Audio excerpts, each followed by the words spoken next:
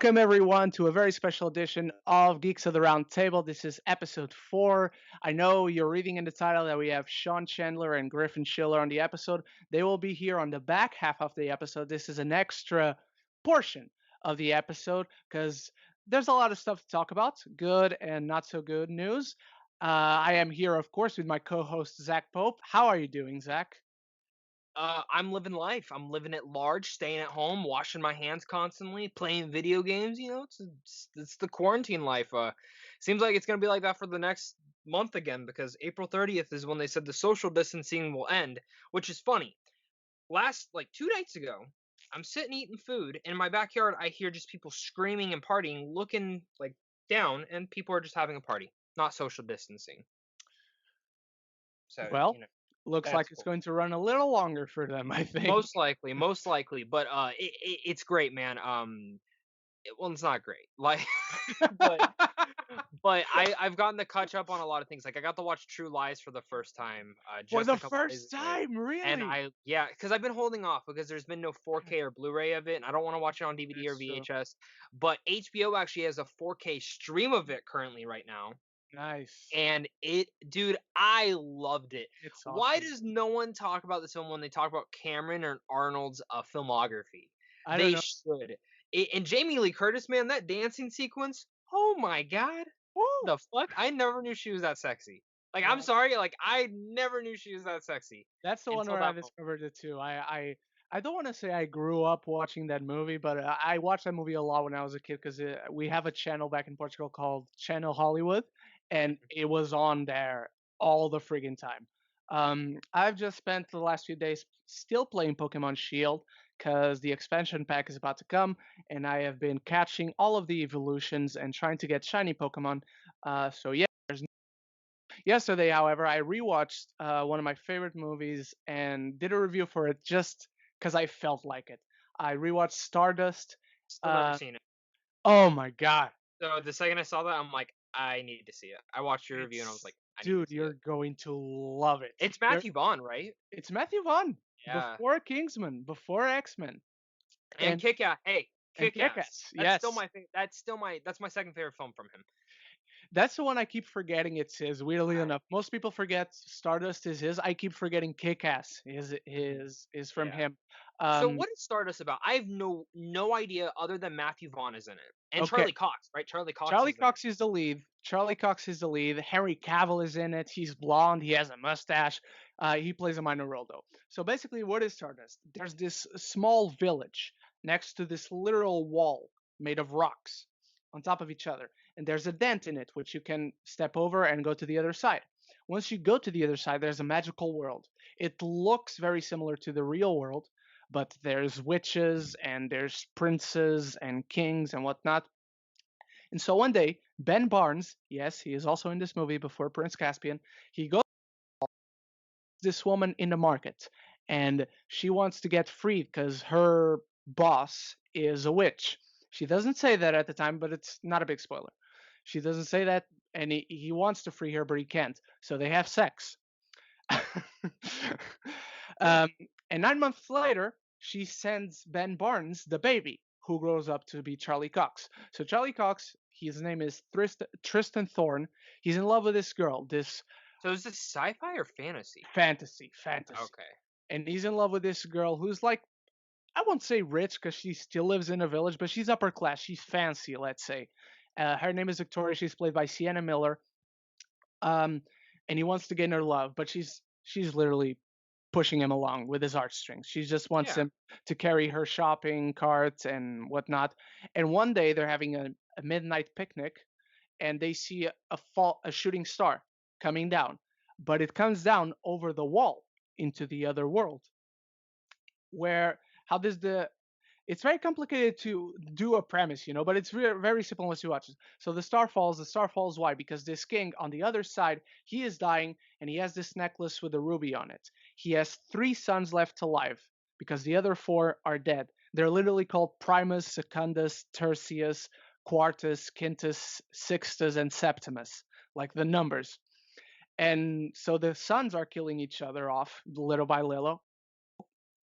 And the father, between the last three, he wants one of them to be king. So he throws this necklace with the ruby up to the sky by magic, and it catches onto a star. The star is brought down as the shooting star, and the star is Claire Danes, because stars are human. And so, as Charlie Cox and Sienna Miller see this star, she asks Charlie Cox, go bring me this star if you want me to accept your hand in marriage and be your wife." And so he goes on this mission to get her this star, and he has 1 week to bring the star back to his beloved Victoria. I'm for this. So does it have cool action sequences like Matthew Vaughn's? Yes, Okay. it's not as eccentric. Think of it like this way: it's the Princess Bride, but a high fantasy version. Okay. I need to see this. Is it streaming anywhere? Well, I know you're in the UK, so Yeah, I searched for it. I had to rent it. okay. Over here, it's on Amazon for rent and to buy, I guess. But I'm sure it is out here as well. So I will look into that because I it's one of those movies that I've always wanted to see, yeah, but like I just never saw. you're going Um, to love it, dude. And I'm sure I will. I know you well enough to say that you're going to come out with the same words I had coming out of it. Robert freaking De Niro. He steals this movie. He's in it too. He's in it. He's a sky pirate. Oh my god, I'm so for this movie. He's called. I might try and watch it this week. I still need to watch the audition, which I finally looked up. I've seen where I can like stream it from. All right. It's an old movie, man. It is I didn't know how 1999. older. Yeah, that's cool. It That's doesn't. It awesome. doesn't feel it. It doesn't feel that old. No, no, not at all. The other thing I wanted to tell you. So, have you ever played a From Software game like No. Dark Souls 1, Dark Souls 3, Bloodborne? Bloodborne is the one I have, but I haven't played. Dark Souls, I have never Okay, been interested. so Let's say. I got Sekiro. I got Sekiro for my birthday. Oh, I didn't have that. I didn't have that one, but my former roommate, he had that one. He was playing it all the time. I saw it all the time. Never played it, but it looked really cool. My God, man. So here's the thing.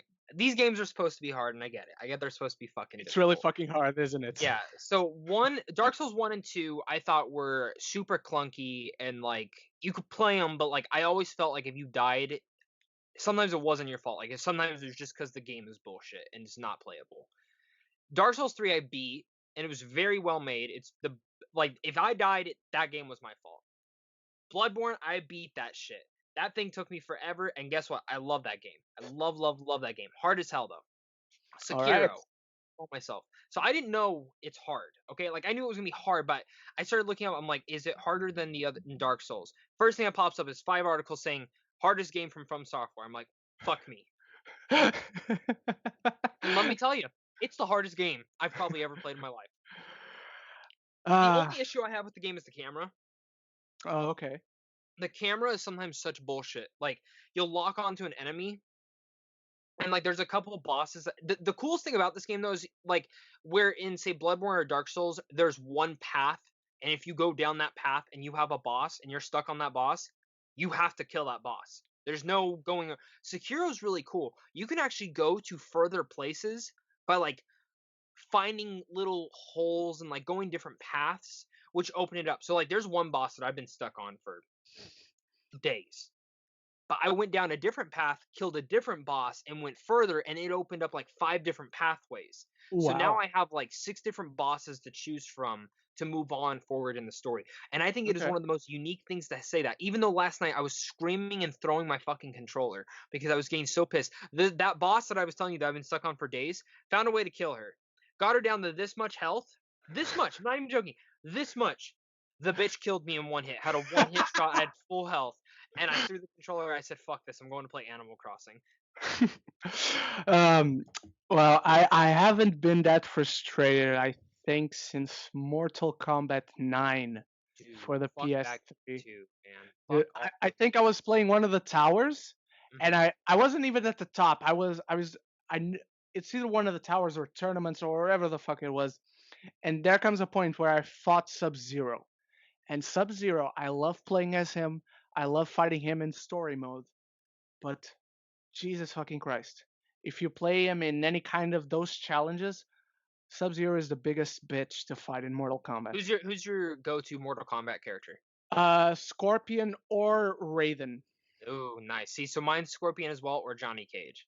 Johnny I Cage. love Johnny Cage. I want to be better with Johnny Cage. I See, just you know what's I, funny? I'm better when it comes to any fighting game. I'm really good with fast characters. Any burly, big characters, I fucking suck with, man. yeah, Injustice 2 is still my favorite fighting game ever made. I think that is one of the best fighting games ever Justice created. Israel. Who are you Um, best with? Who's your Uh, A? s- I don't know, cause you know what? I'm good with a lot of them. Um, I really want to be good with Hellboy, but I and the Ninja Turtles, I just can't be though, cause they're not as fast. They're a little bit Mhm. burlier. The Flash is my main go-to. Like if I play as the Flash, you're getting fucked up, or Aquaman. Like those are my two main go-tos. I wish I was good with Batman. I wish I was good with Yeah. Superman. Do you know who I'm really fucking good at though? And it's my friends don't let me play with her. It's a Harley Quinn. Harley Really? Quinn. I am so good with Harley Quinn, dude. It is. I have like her leveled up so high up. I'm so good. I'm so unfair with her. I know all of her moveset. It's the one character that like if I get pissed, I'm just gonna go to her. Yeah. I'm almost in the same place as you. I wish I was really good with Batman. I'm not. I wish I was really good with Superman. I can be pretty good as Superman, See but it's flying still not my characters, best. not Yeah. with me. I'm even still pretty good with Supergirl. I'm pretty solid with Green Lantern and with Aquaman, but my See, you're main good with two, you're good with those flying characters, yeah, but my main two are like you, Flash, but the one that I've won most fights with, Green Arrow, dude. I'm really dude. fucking good with Dude, Green I Arrow. haven't played as Green Arrow in a while. I like his moveset, but I never like got super into him. That's awesome. I Shazam's one of the other characters of Black Adam was the other one that I really wanted to get into. Wonder Woman, I wish I was good with too. I Oh, I wish I was good suck with. at one of them. Okay, and then talking about fighting games, Super Smash Brothers. Who are your mains? The last one I tried is the one for the 3DS. I haven't bought the one for the Switch yet. What? I Dude, mean, you have to. I You know, but have to. the Mario Kart I got because it was a birthday present from my Yeah, roommate. Um, Out of that, I only have the Pokemon games because those are the must-haves for me. But on the 3DS, Greninja from Pokemon and Captain Falcon and Link, nice. Now, which Link? Original Link?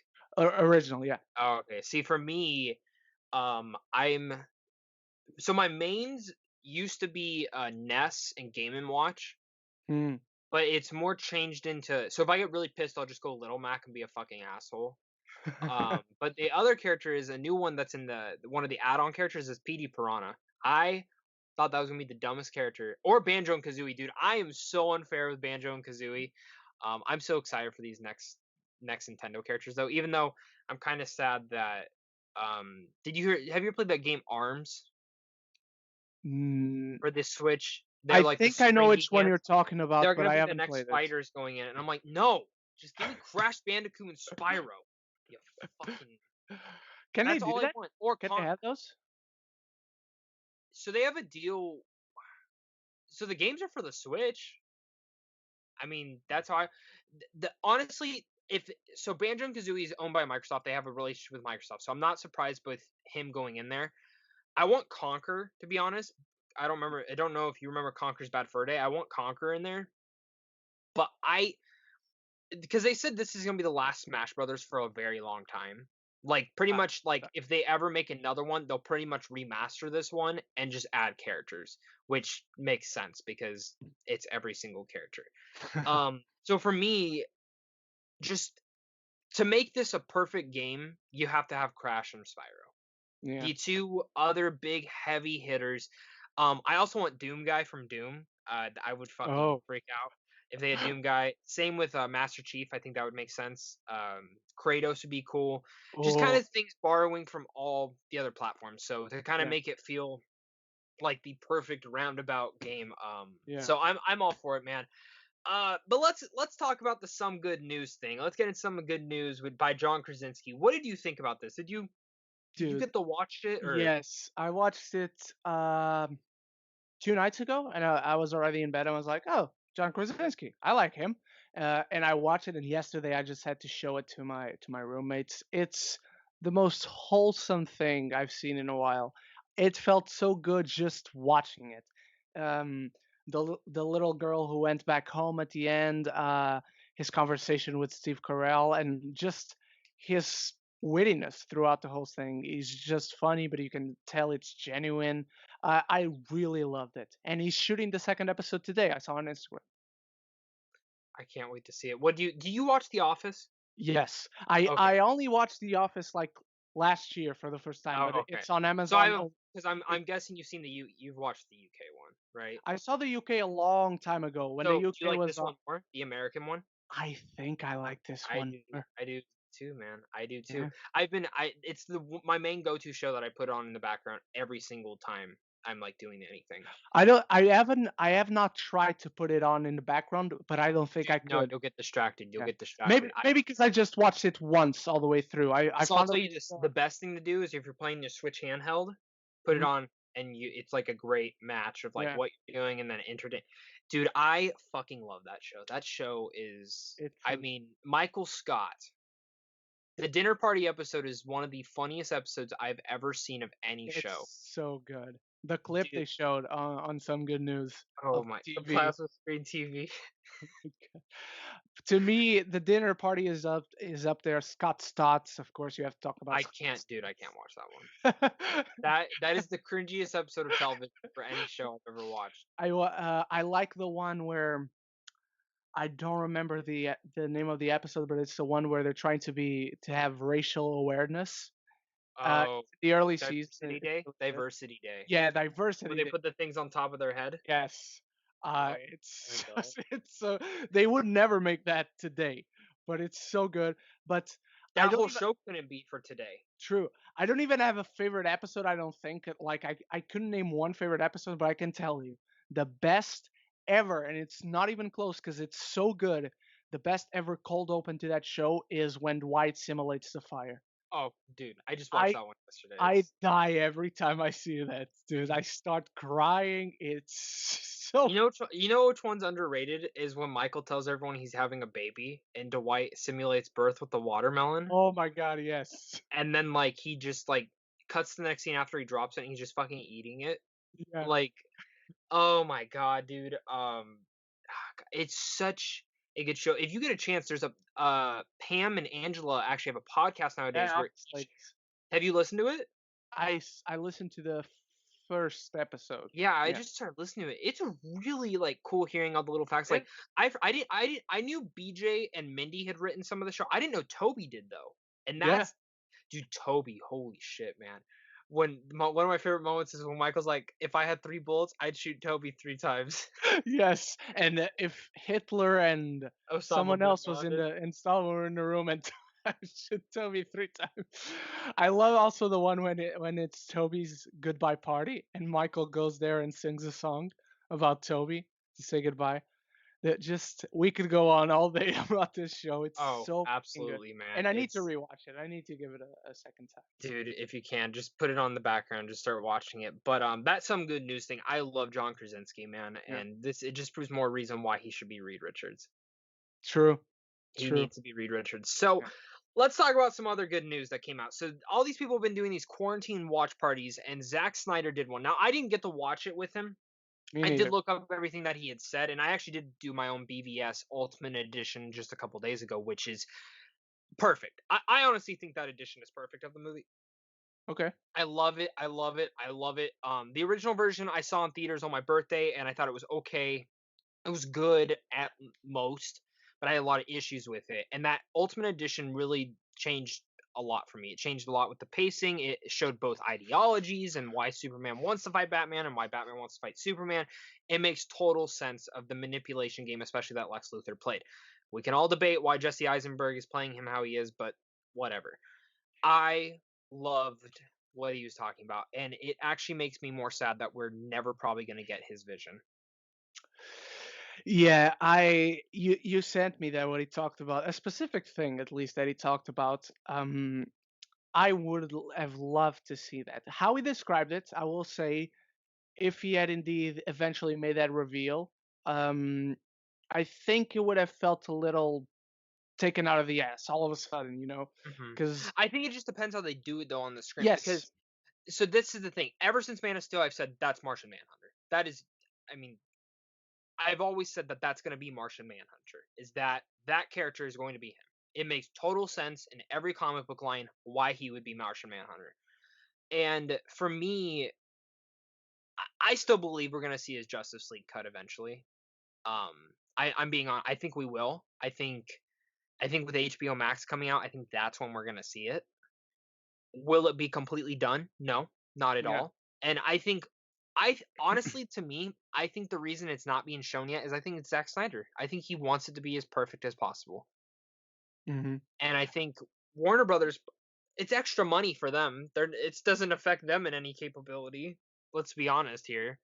Yeah, they could just release it for free, and now with this whole quarantine thing going Well, I on, also think of like they released the Donner cut.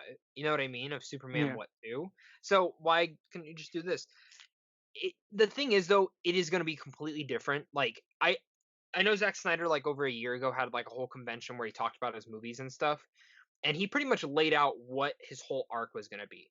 It was Man of Steel, Batman v Superman, Justice League Part 1, Justice League Part 2, and then a last Man of Steel film.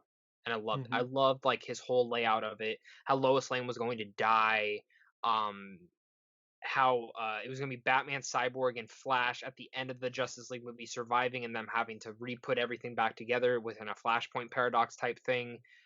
It just makes it all so exciting, you know? Hmm.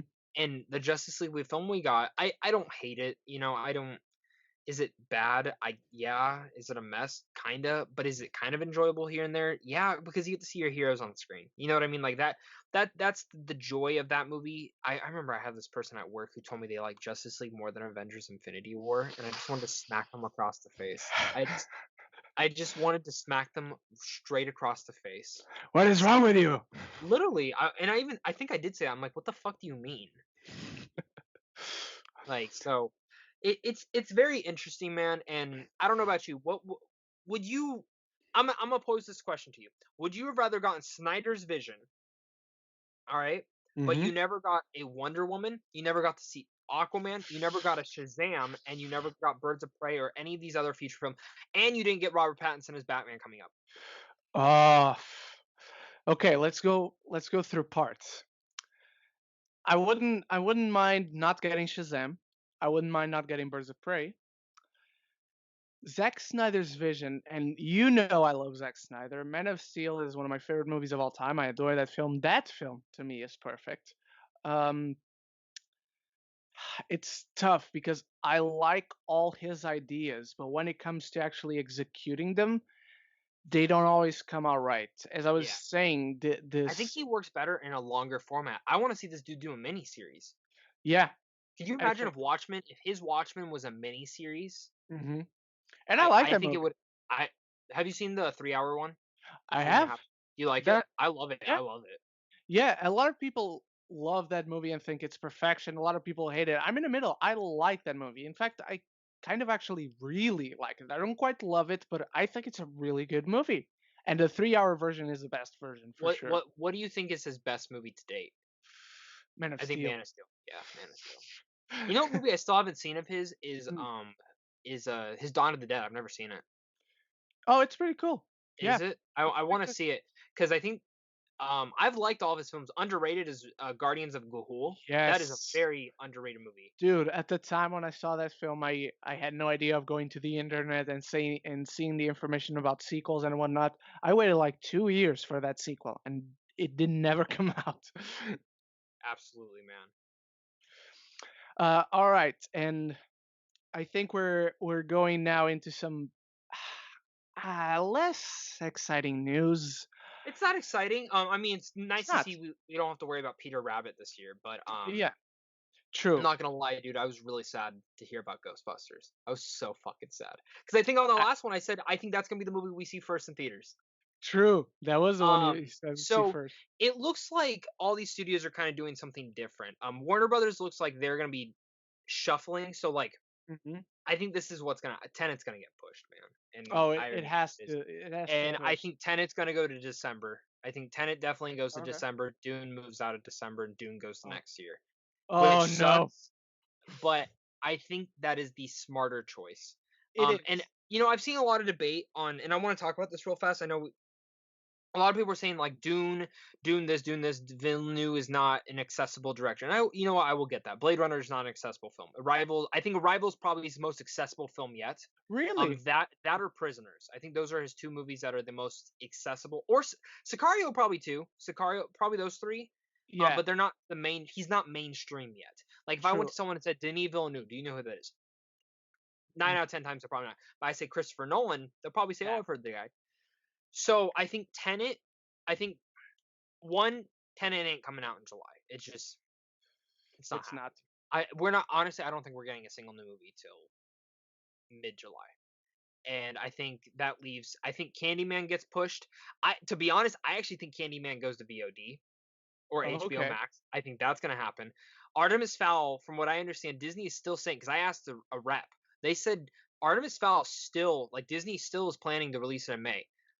No fucking way is that going into theaters. Yeah, I don't think so either. That thing is going to VOD or Disney Plus. Disney Plus most likely Yeah, to get I th- content, because I think May is when Clone Wars ends. So that's perfect. If the yeah, next it's week gotta after be. that, if the next week is Artemis Fowl, um, Yeah. what else? Top Gun's getting moved. No way in hell. I think everything's getting moved because you're not only moving release dates, you're moving to get advantage of the marketing. Because Yeah. like if Tenet or Top Gun or any other movie coming out in July, whatever, if they were to come out in July, you'd have to start really banking on the marketing starting in April, which Mhm. means right now. Happy April Fools, Yeah. everyone. You'd have to So start right now, 3 months in advance. So you got to move that to then do the marketing when it is actually coming out. no, and then so you know what could actually be the first movie that gets us back in theaters? Free Guy. Free Guy might Oh, be. is that July? It's July 3rd. It's the first Mm, week of July. Tenet's 2 weeks after that. But I could see that happening. The other thing I think will happen, I think Disney's going to do the same strategy. I think they're going to shuffle stuff like Warner Brothers. So Jungle mm, Cruise is not coming out in July. I think no. actually Mulan might come out in July instead. And Really? then I think they're going to shuffle this shit. Or Black Widow. I think they're going to start shuffling. So Hmm. bump that one down, and then whatever movie they had coming next, which is Soul, would probably be the next big one after that. Probably bump it sometimes August, which tells me Onward will probably not get nominated for an Academy Award at all. Yeah, Um, true. but they're gonna shuffle these, like Kingsman. Uh, didn't Kingsman get moved to? September. Oh, okay, that's not coming out in September. No way in hell Yeah. is that coming out. They're gonna push that, but I think that's what they're gonna start just pushing them back. Hmm. Um, And then I'm curious what happens. Also, I was reading. Did you hear the rumors that at Cannes Festival last night in Soho, Edgar Wright's new film was supposed to premiere there? Really? It was No. rumored, yeah, that it was gonna be the first Edgar Wright film to premiere there, Oh my God. and then it got Of pushed. course. So, but there's still a lot of good films coming out this year. I'm just curious to see how it all shuffles around. But I do think Warner Brothers is gonna do shuffle, shuffle, shuffle. Disney's probably going to do the same thing, but Sony, not being the bigger studio, they said, "No, we're pushing everything to 2021." But Yeah. Venom, which we'll talk about in a second, we'll talk about that one in a second. So Uncharted got pushed back. Let's talk about that one. It Yeah. got pushed back to the end of 2021. I saw this one coming. They were supposed to start Hmm. filming. The thing that makes me sad about this one is that Spider-Man 3 will get pushed back now. Yeah. But it Or was going to get pushed back eventually anyway because they can't shoot the movie. the thing that tells me this worry, I would rather them make Spider-Man 3 first, then do Uncharted. Oh, for sure. Like Absolutely. I'm with you. I I think Uncharted, though, I actually think Uncharted's gonna be a good movie. I think it's just had horrible luck in every capability. I'm still against Tom Holland playing Nathan Drake, not because it's Tom Holland, just because I don't want any younger Nathan Drake. I don't mind Mark Wahlberg playing Sully. He has to have that mustache, though. I'm sorry, he has to have the iconic mustache of Sully. But I don't know. I don't like the director choice for this one, though. It's Who is Ruben Flight. directing it? It's Flight, the guy who did Venom one. Really? Yeah, he's directing it. I mean, he did Zombieland. I like both Zombielands, Same, but but I wanted Sean Levy, dude. I think Levy would have killed it. dude, I wanted Travis Knight. Oh my god, that would have even been better. God, dude. I'm just I think Uncharted's gonna be a good movie. I don't think we see it till 2022. I don't know Yeah. why the fuck they even said 2021. Why don't they start filming the movie Yeah, and then see where they're gonna go. You know what I mean? That came. yeah. I'm curious though. In this Uncharted movie, do you want them to adapt anything from the games, or do you want them to do their own story? I never play the games. I'm shaking my head in disgust as of right now. Okay, well, just so you know, PlayStation Plus Uncharted 4 is free for this No, month. I have like the collection for the PS4, the first three. I started playing it like a long time ago when I bought it, and eventually I just stopped. I can't remember why, but I Can I was tell you busy. this? Yeah, Skip 1 and go to 2. really? Skip. I really like 1. I think 1's a really good game. Okay, You'll miss out on a couple things with like his relationship, I can watch but the cutscene movie. yeah, but 2, I mean, honestly, honest to God, 2 is one of the best games ever made. Yeah, one of my closest friends, it's number two is his favorite video game of all time. Really. See, 2 is amazing. 3 is a lot of people kind of give 3 shit. I'm actually in the minor. That used to be my favorite one, to be Okay. completely honest. Um, and then 4 is really good. 4 is a little too long, but 4 is really good. And the guy from The Last of Us actually made 4. Oh, okay. They switched That makes sense. directors, and he did Mm, 4, and you can feel that he did 4, especially in the story. Like, you can tell how much he had changed and the dynamics in there. But I'm excited for Uncharted. Personally, for me though, if Sony's gonna make a video game movie, just make God of War. I mean, yeah. you don't even have to make the first 3, just make 4. No, make the This last first God of three. War The was good. first three are have the better story. Fuck you. No, Are you it's true. fucking kidding me? Dude, It's fuck true. off. Dude, you It's gotta be true. fucking kidding me. No It's way. true. Greek Dude, mythology no. trumps everything else. No, I'll say the mythology, yeah, but the story, what? No, no, dude. And I found Kratos much more of an interesting character in the first. Oh, give me a break. I Yep. never cared about his story in Oh the my first movie, god. except I three. watched. Three was the best out of Yeah, those three is the bunch. best. I want them to do the first three just to get to three. You know, I, but you I can't do three without doing one and two. now, to be honest though, I wouldn't want a movie. I'd want a series for this one. I wouldn't Yeah, want I a agree. movie. I mean, I think if you only do like the PS4 God of War, I think that can work as a movie. But if you actually do God of War like the franchise, do it as a see, and show. that's my thing. Movie wise, you just have to do 4. You couldn't do all 3. It would feel tonally different. If you did a show, you could fit it to Yeah. do all 4. Hmm. Just skip Ascension though. That was god awful. I think Yeah. that was Ascension is. I think I still prefer Ascension to what is it, Chains of Olympus, but that's not saying much. really. I think I like those PSP ones more, man. Yeah, I actually really like Ghost of Sparta. I Dude, don't like. Ghost of Sparta. I honestly like God of War 4 is my favorite God of War. Then Mine is 3, then three. oh, see 3 and 3 is really good. I think I just like the subtlety of 4 a lot. Yeah. But in general, another movie that got delayed, we already mentioned, was Ghostbusters, man. Yeah. This broke my heart. Now, obviously, Sony doesn't have a lot of stake this year, so Hmm. really the only release date they could have switched it with is Morbius. And I think if Wonder Woman wouldn't have taken August, I think Ghostbusters would have gone to August. They Yeah. obviously can't put it in October because of freaking Halloween, which that actually would have been a really cool release date. I mean, our birthdays are in March, so I'm happy that Ghostbusters is in March, but at the same I'm time, not. I'm sad that we still have to wait longer. Yeah. It sucks. I mean, I don't care for Ghostbusters, but I What the really, fuck is with you, man? dude, I never cared for Ghostbusters. None I'm of them. not a single one of them. Why I do I think? remember I Tell me remember this. Why do I already feel that you like the Paul Feig one the most? no, no, no, no. I'm not going to say I like that one the least either, but in preparation for that one when it was coming out, I saw the first one and I was like, okay, that's a movie. And I okay, I'll say the Paul Feig one is a little bit worse, but not by that much. I actually think that's the second best one, which isn't saying I much, haven't but seen two. I haven't seen oh Ghostbusters 2. yeah, I think you'd agree with me that two's okay. Okay. I love the first one, dude. I'm dying to see this fucking Ghostbusters movie. I'm so dying. I love Jason Reitman as a director. I Me too. love him as a director. I love the cast he has involved.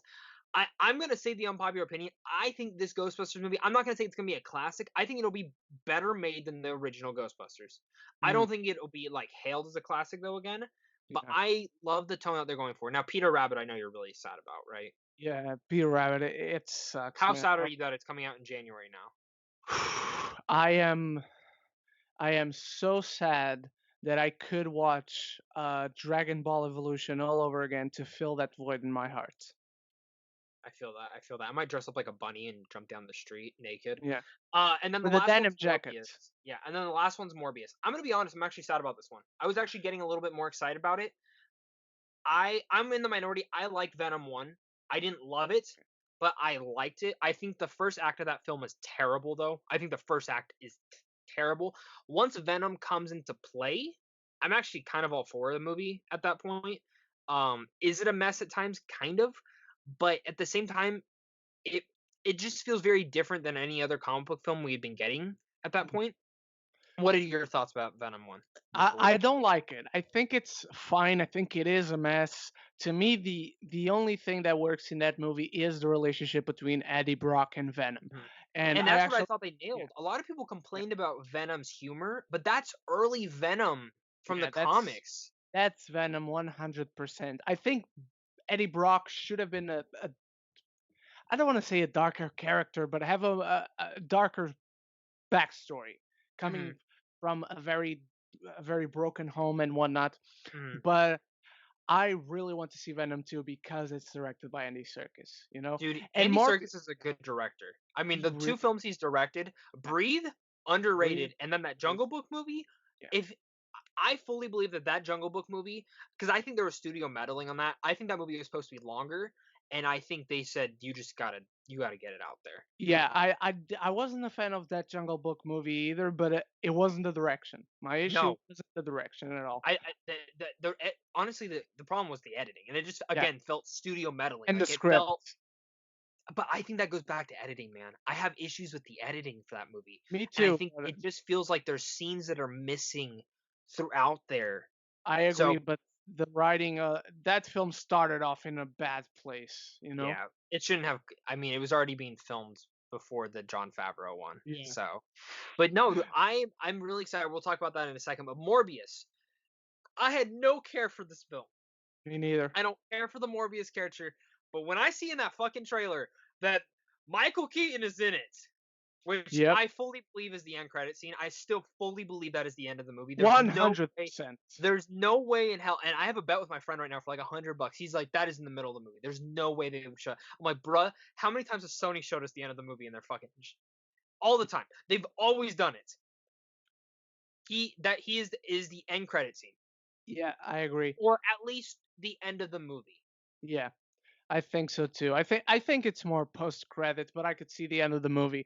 This is a film I don't care a lot about this film. I didn't like the trailers. I haven't liked anything they're doing with this. I However, like Jared Leto. Love Jared Leto.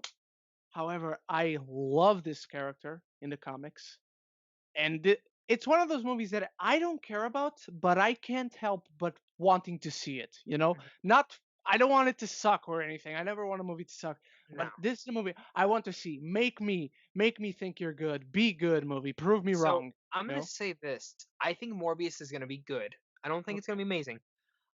For me as a giant Spider-Man fan, the intrigue of this is how does it tie in? I Yeah. think that's the big intrigue of everyone.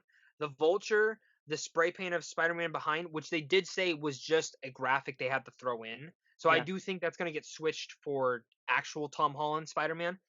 Um, that's where it Yeah. comes to Venom 2, which Venom 2 they said is not getting delayed yet. From what I understand, the movie's done. The movie's done being filmed. They're just doing post production. Yeah. I think Morbius got pushed because post production's not done. Maybe a couple reshoots here and there need to still get Mhm. done. Venom 2 they know doesn't come out till October, so they have time to do reshoots, post production. They've probably already done a lot of the animation for Venom and Carnage Yeah. already. In fact, do you know there was a trailer that was posted that was rumored to come out, and actually a leak of Carnage came out, but it's out there. No one knows if it's confirmed, if it's real or not. It kind of looks real because one of the other Yeah. shots shows like Woody Harrelson. Okay. So I like the look of Carnage. It looks all fucking disgusting and messy, kind of like Venom's does, but I kind of dig it. I read that a trailer for Venom was coming out like this week or this upcoming week. Which I think was supposed to kind of get us Mm. ready for No, Black but I Widow. I read that it's still coming out. Hmm, I guess we'll find out soon. Yep. I I'd be surprised. I mean, they still got to market these films, so I get why. But Venom 2 not getting delayed yet. Do you think it will get delayed? I mean, I think that's the reason we haven't seen a trailer yet. I think they're talking. I yeah, think if they say we can hit this date, they're gonna start marketing it. If they won't, they're gonna push it back.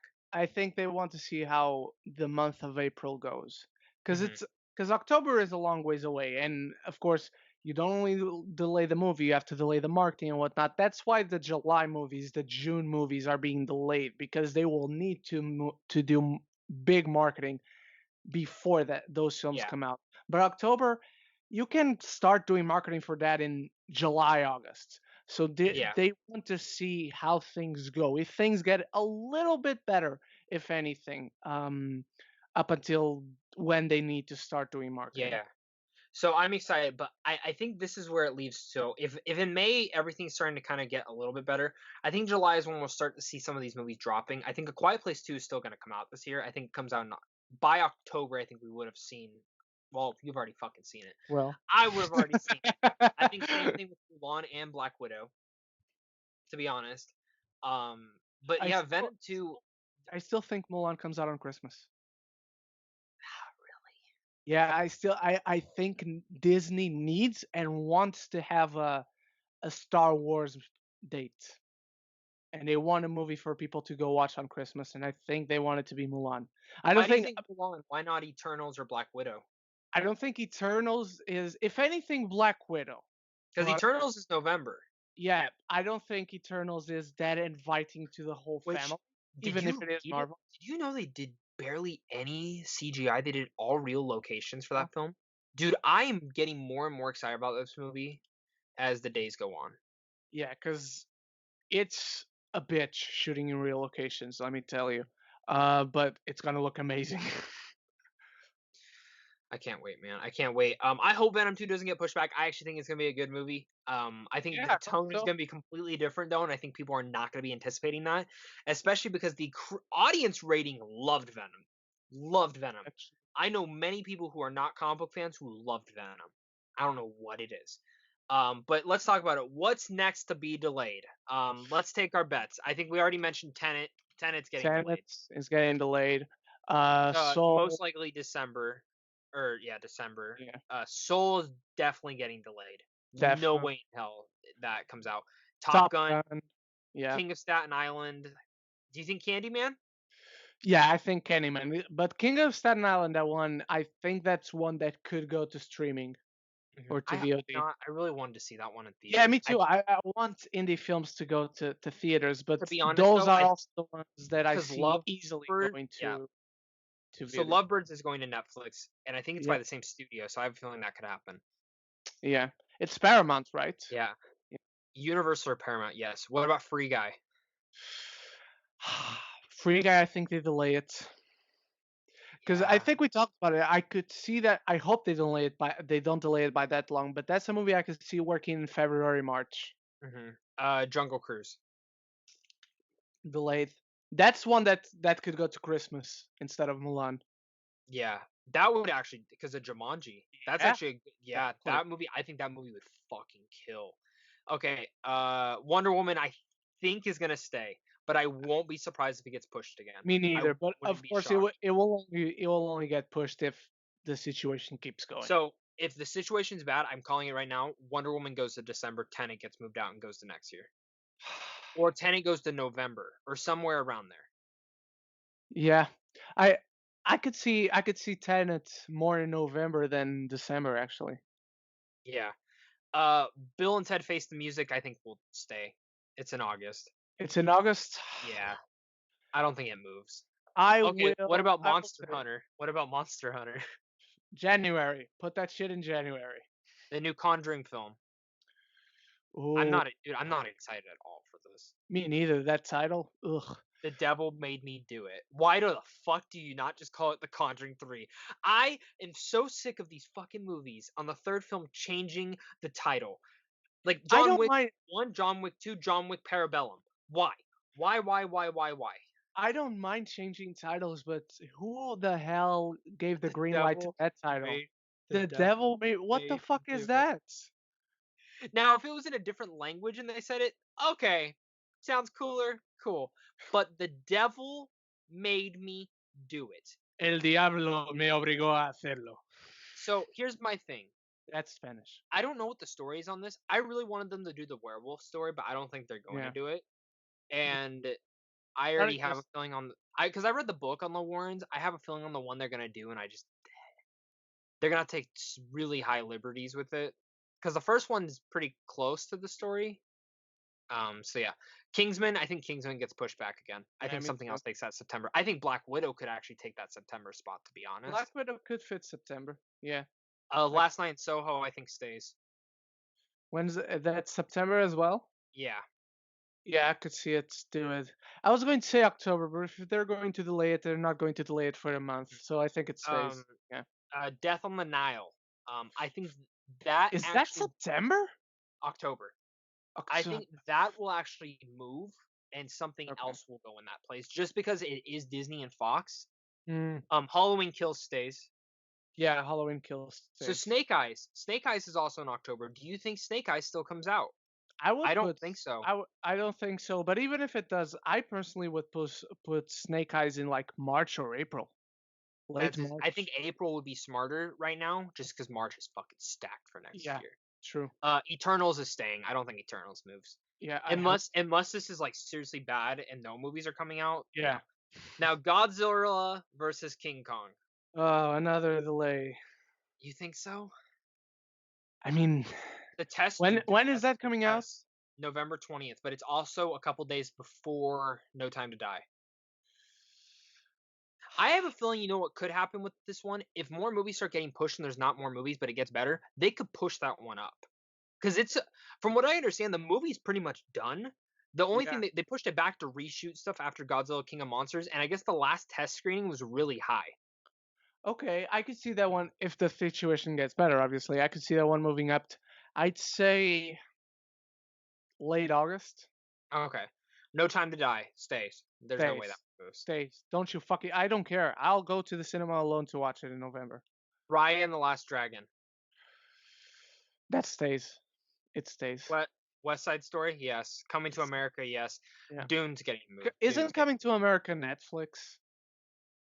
no, not as of No. right now. Not of right now. It's I not. had But the I could see impression it. that it was Netflix for some It reason. might be, but from what I understand, it's not. The Last Duel.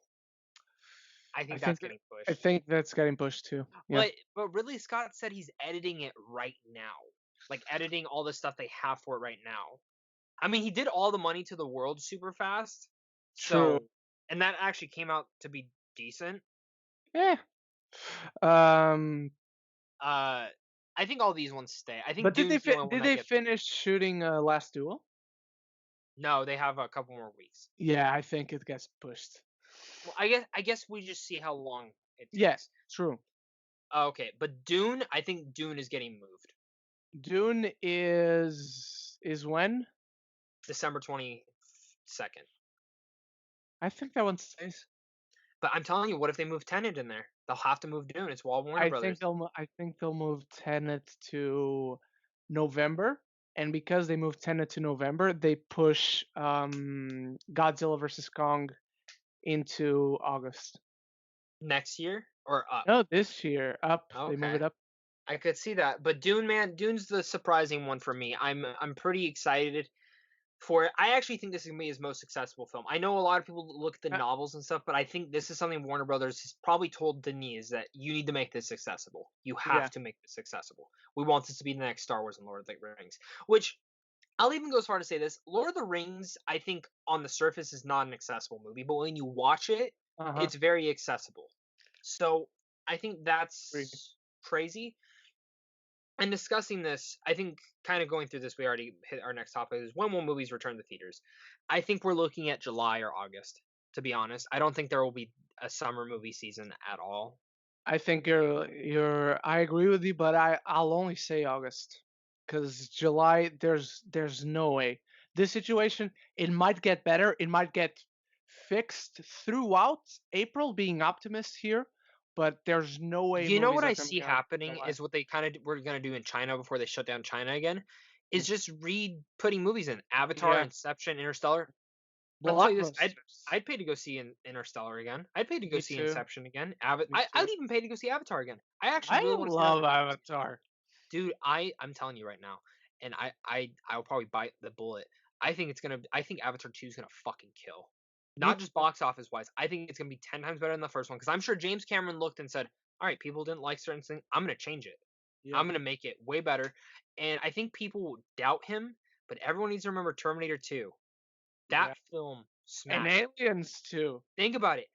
Has James Cameron ever made a bad movie? A really bad never. I don't think he's ever made a bad movie. I don't think so either off the top of Titanic my head. is good. Really Titanic is great. amazing. Avatar, amazing world. Story's fine, but it's an amazing world. Yeah.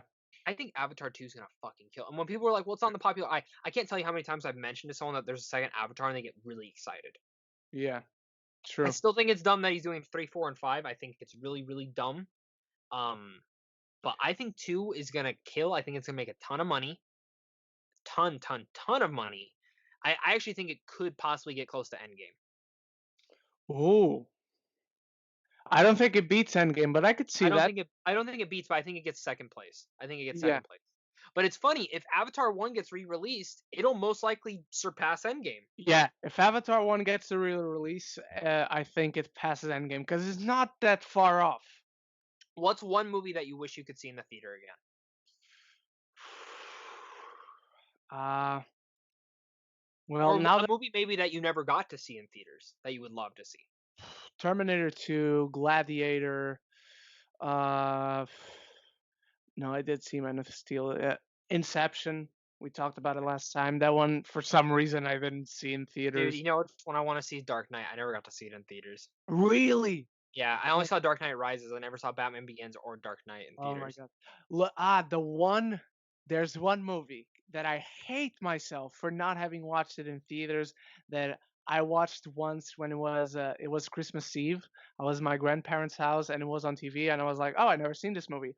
For the life of me, I have no idea why I didn't go watch this film because I loved Pixar at the time. I love Disney. I love animated movies. Oh God, I Di- don't know what you're gonna say. I didn't see Wally in theaters. Oh my God, dude, that was a I gorgeous one. I would love so much to see Wally in theaters, dude. Seriously, I will die not knowing why I didn't go watch it. But you know what? That happens. Though. Like, I can't tell you why I didn't go see Dark Knight. I have no idea why I didn't get to see Dark Knight in theaters. I've seen every comic book film I could imagine in fucking theaters, except that. Actually, you know what's funny? A lot of Phase One of Marvel I didn't see in theaters either. Oh wow. Yeah, like I saw both Iron Mans. I never saw the first Thor in theaters, and I didn't see the first Captain America either. Oh my god. So, it's kind of wild if you really think about it. Yeah, true. So. Who knows, man? Who knows? The world is crazy, but I think that's where we can cut this episode short and kind of end it right there. Yeah, And and everyone can kind of go enjoy the Sean and Griffin talk. yeah, we don't need to say goodbye right now. We're just going to transition you guys into our special episode with our first guest on the show. And you guys let us know who else do you want to see on this show and what you want us to talk about. And we will bring many people onto this show. We can't wait. I hope by the next episode, Zach watches Audition so he can give us a review and or Stardust. Who knows? So Zach will go right into our episode with Sean and Griffin, and I will see you guys later. Yeah. Hello, everyone, and welcome to the fourth episode of Geeks of the Roundtable. My name is Ren, and we have a very special episode today. We got two guests, and before I introduce my co-host, I'm going to introduce one of our very esteemed guests, and we're starting off with the one and only, you know him, you love him, Sean Chandler is here. Welcome to the show, Sean. Well, thank you so much for having me. You said you were going to talk Marvel, and I was like, I guess I'm in. Sounds about right. And my co-host, Zach Pope. How are you doing, Zach? Oh, I'm doing great, and we have another great person also over here. You've probably seen him also on Sean's podcast. That is Griffin over from Film Speaks. Thank you so much, Griffin, for joining us. Yeah, thanks for having me, man. Should be fun. Absolutely. So today we're talking everything about our MCU dream project. Me and Zach dove a little bit in the past episode where we were answering fan questions, what we like to see. But today it is all about that. And we asked Sean and Griffin to tell us about their dream projects. And I cannot think of a better way to start than with our guests. So, Griffin, why don't you go first? Starting with the dream projects for the MCU. Yeah.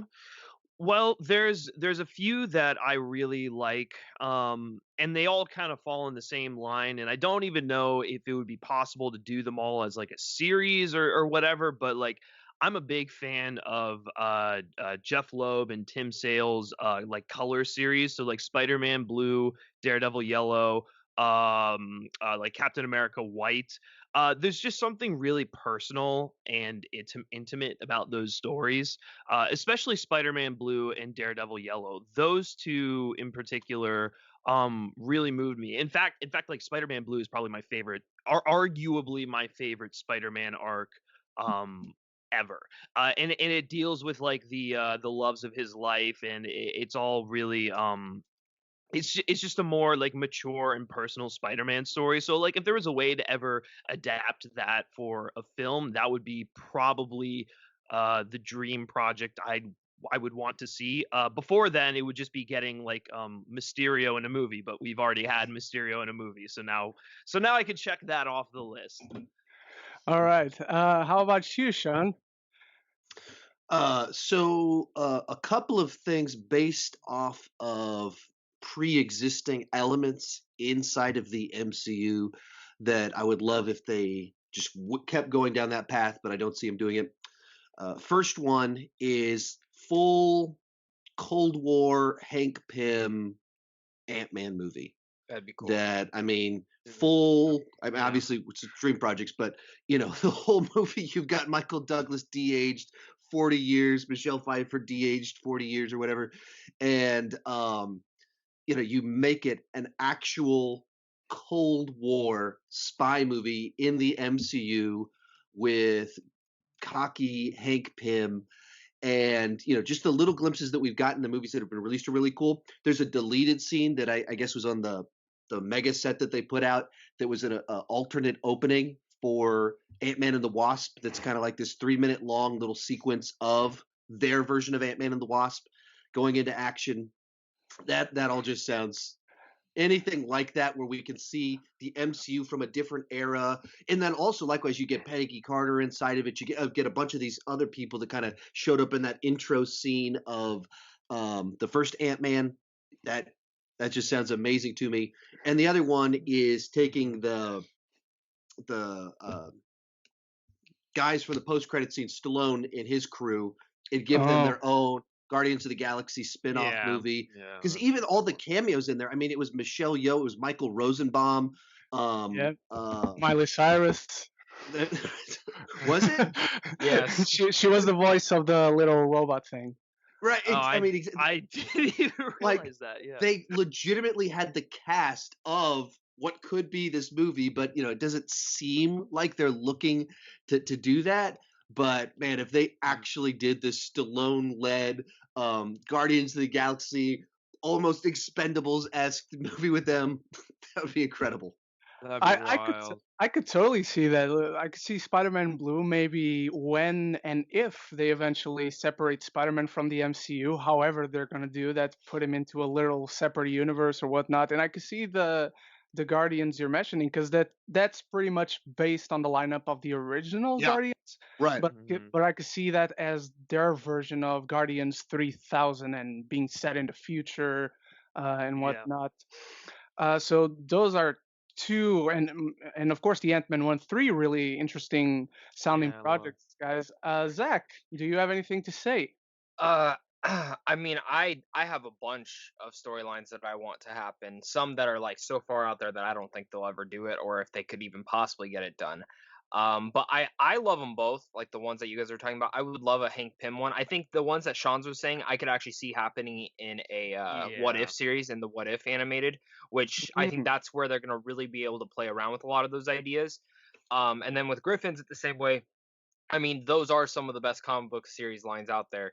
Daredevil Yellow would be freaking amazing to see on the big screen, or again on Disney Plus, or however they decide to integrate Daredevil and the Defenders into there. Which I'm curious with you two, how would you guys want, if they were to bring back the Defenders, how would you want them to come back? Would you want them to bring back Charlie Cox and in some capability kind of bring them into this world, or just kind of totally reboot them?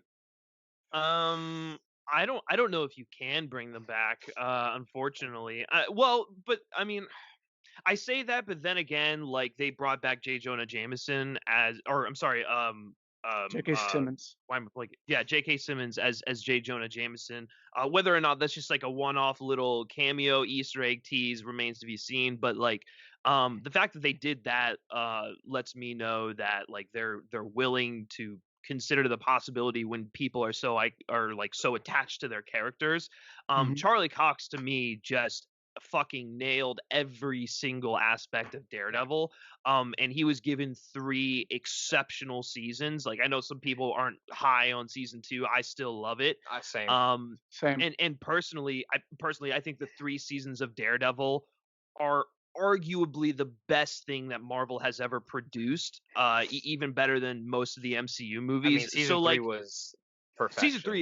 Season three is legitimately probably the greatest thing they've ever produced. That was an unbelievable season. So I would like to see them bring back at least Charlie Cox, but like you get into some dicey territory where it's like if you want to completely reboot the character, maybe you need to bring in someone else.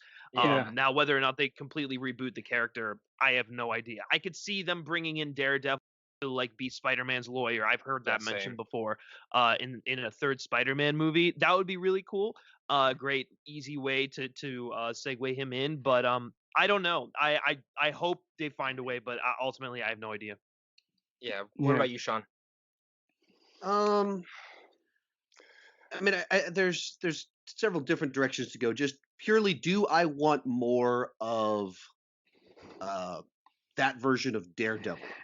Absolutely. I mean, that's my favorite TV show the last decade. I think it's probably true.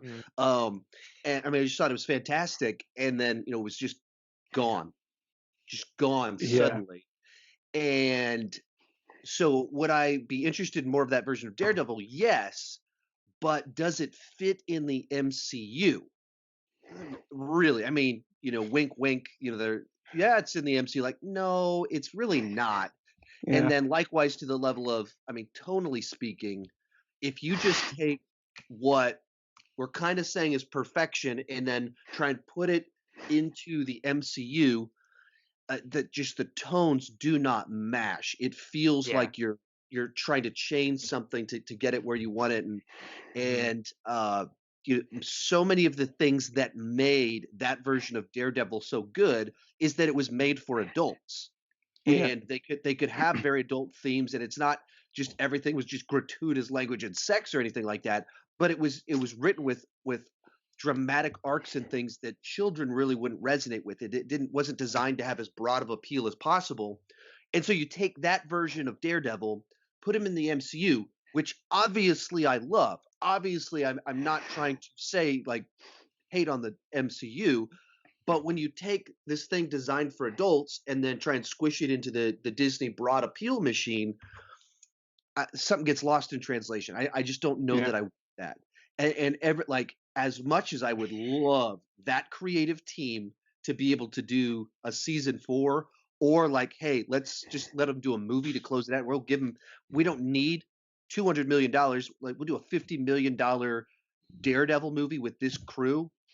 I mean, my head explodes and I'm going crazy. But actually putting that version just straight in the MCU, I don't know. I just don't know how that works. And well, then it comes with a lot of baggage too, right? like And the Defenders and all that stuff. Yeah, that's what I was about to say. Like, I want Charlie Cox like that. Everything with that show really great. And even like I had some issues with the Punisher show, but that version. I love Punisher. The character I'm fine with though. Like I don't have any problem with that. Like the story structure of some of the seasons I had issues with. Like, I'm not hating on the show, but I like the character I was fine with. But you get to the other ones and there's some serious issues with them that like, are we just bringing the guys we like over? Yeah. I don't know. What's funny? I wouldn't mind them bringing any of them back. I mean, honestly, like I would love to see Oh yeah. Jessica Jones back. Like I wasn't the biggest fan of season 2. I loved season 1, and I actually really liked season 3, which was surprising because I really was not a fan of season 2. But Yeah, I it was love not I good. love Jessica Jones. Luke Cage was, I think the biggest issue with all these shows that they were way too long. Like all those shows had way too many episodes, and you could have cut them in half. I think Iron Fist season 2 was the smart one that actually cut the season, made it shorter, and it Yeah. felt way better. So I actually don't mind any of the actors that portray them. So I would love to see them all back.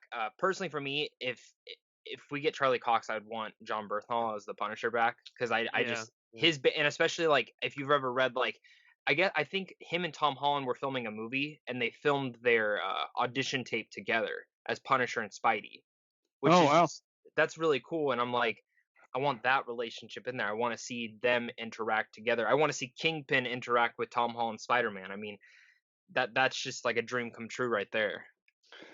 Yeah, I agree. I like you all said, I would also love to see Charlie Cox back as Daredevil, but as you have also said, it comes with a lot of baggage, and I just imagine that version of Daredevil beating some superpowered villain up and yelling "I win" in his face, and it doesn't fit whatsoever, unfortunately. But a thought popped in my head.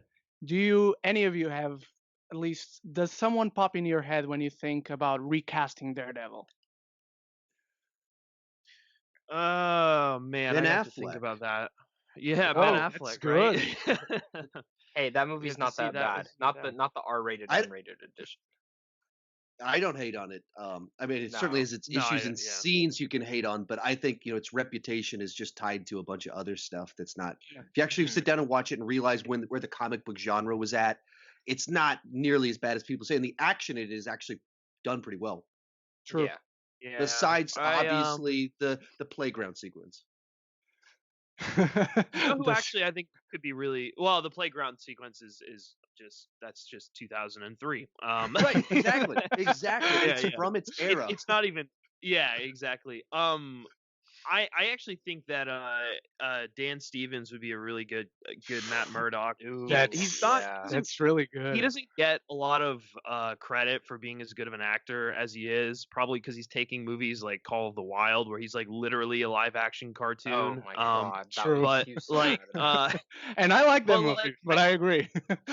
yeah, I mean, but like he's one of those guys where I think he can do internal really well. He's got like the really vibrant eyes, so like Daredevil being blind and like the way he like looks at things, like I can't imagine anyone other than Charlie Cox doing that sort of thing, but like I feel like Stevens has the ability to. He has that look to him. And he's an incredible actor just in literally everything he's in other than Call of the Wild. Yeah. Really. I would actually like him as the Punisher too. I think if they had to recast the Punisher, I would really like Dan Stevens in there as well. But Oh, really? I think Daredevil's an outside like I mean the guy could honestly play any of them except Iron Fist and and Luke Cage, I guess, but he can't play Luke Cage. I had to think about that. It was a controversial casting, but they went for it. Very, very controversial. It's not. I mean, I've seen this controversial casting how they keep casting the same Asian people in Hollywood, and I mean, there's always something. There's always something out there. Ren, what is your dream project if you were to have something from Marvel? The dream project is of a character created by Marv Wolfman and John Romita Sr., and it is the original Nova, Richard Rider.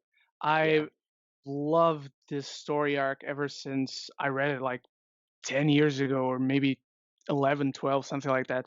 This is basically Green Lantern, but in Marvel. But you don't have any rings, so there's barely anything that you could superficially make fun of, like the lighting, the emotions, whatever. It's just and he mixes there's a lot of Star Warsy elements put into it. And it would be, again, very much like Guardians of the Galaxy. It would not be Earth based at all. Maybe just the beginning if you want to see his origin story. But there's like great adventures that this character has, and he jumps around in the universe. Now he can probably also meet Captain Marvel.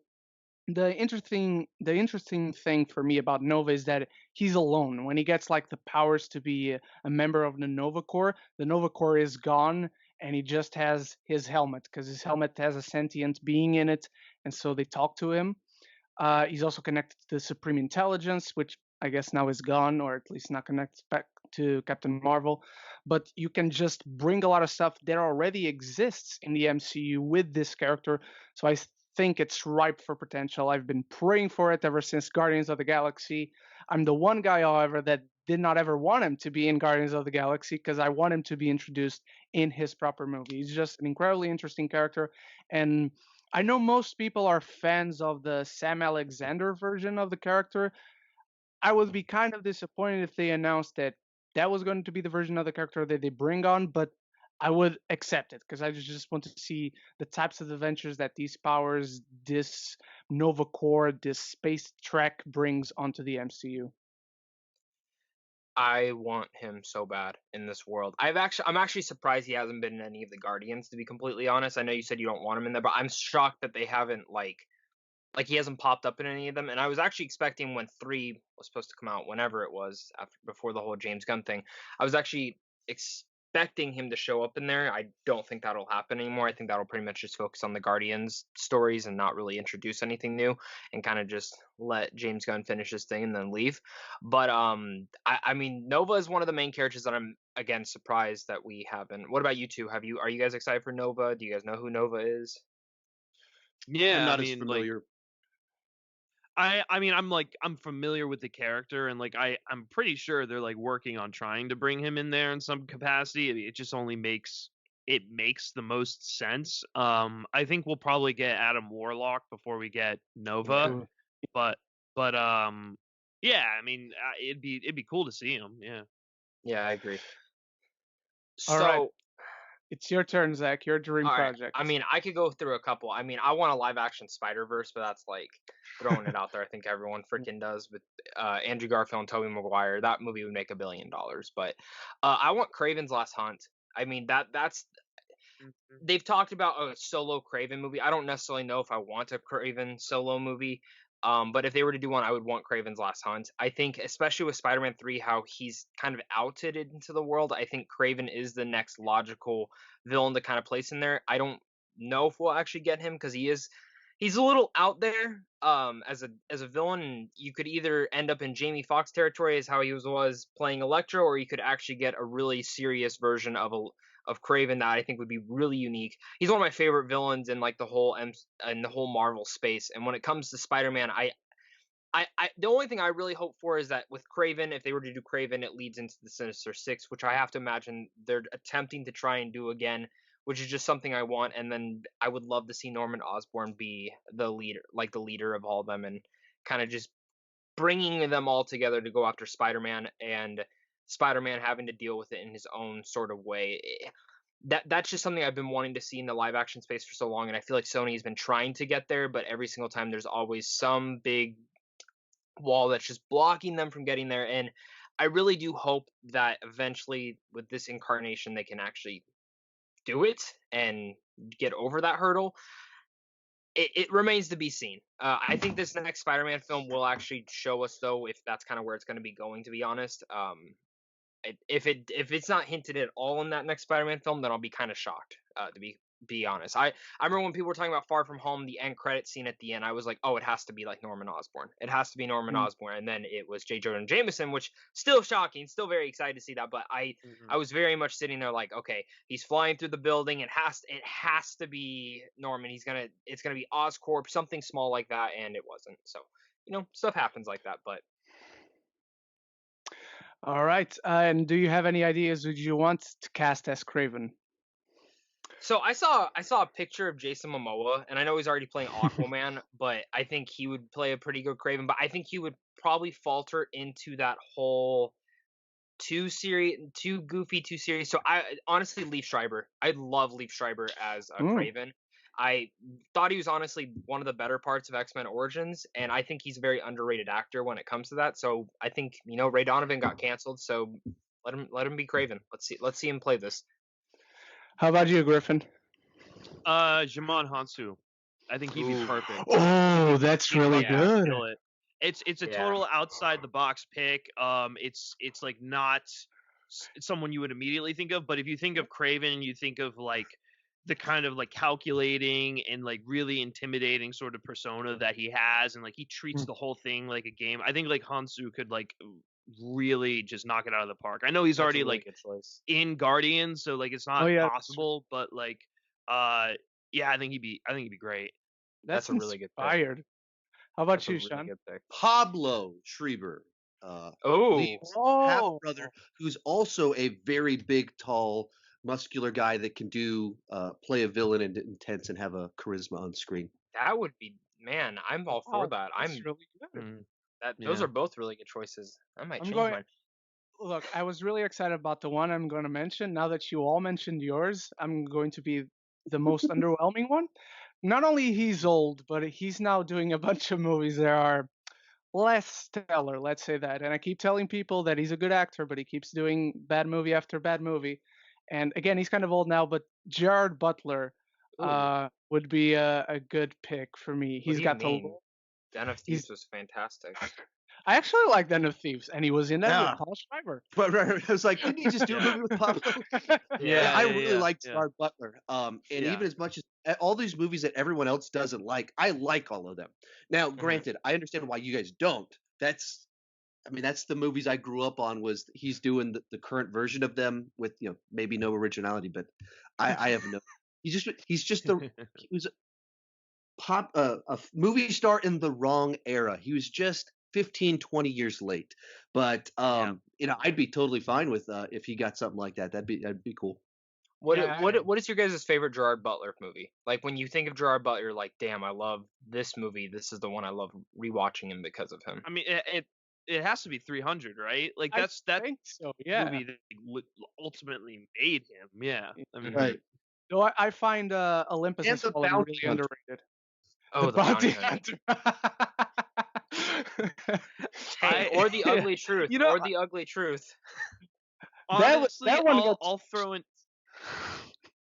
I'll throw in Den of Thieves. I really do think Den of Thieves is one of his best movies because he's just like he's hamming it up to like He's playing the extreme. Like it's so enjoyable to watch him in that film. Yeah, I agree. You guys like the submarine one from last year? What I is didn't it? see that. Hunter? I really dug it. I'd heard all actually these pretty cool. terrible things, like how bad it was, and it's just another crappy Gerard Butler movie. And then you watch it, and it's once again, it kind of, it was like a mix of like Hunt for Red October and Clear and Present Danger, except with a much more like tightened story. And so then like there's this whole plot line about like was it? I don't know if they were Navy SEALs like infiltrating this base, and then you had the submarine stuff all at the same time.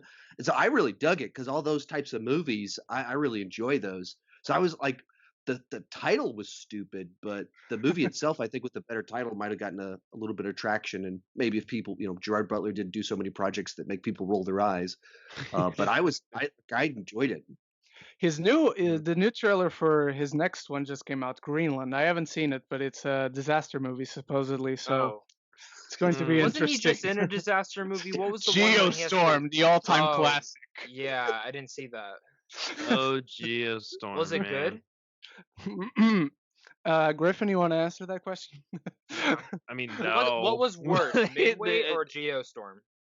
Which one are you talking about? Midway or Which Geostorm? one was worse? Midway, because Midway like tried to be great, and Geostorm, I think we all knew what we were getting with that one.